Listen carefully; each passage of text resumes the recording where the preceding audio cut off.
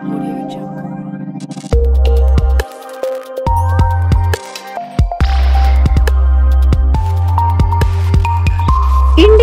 TV9 news Maharashtra.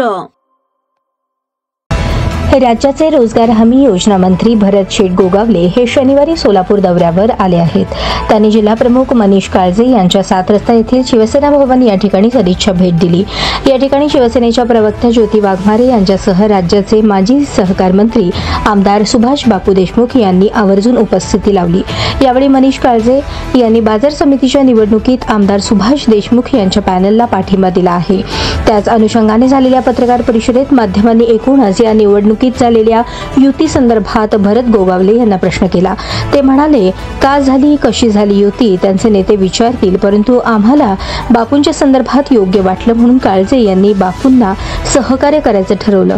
आमची नैसर्गिक युती असून युतीचा धर्म आम्ही पाळणार असे सांगितले।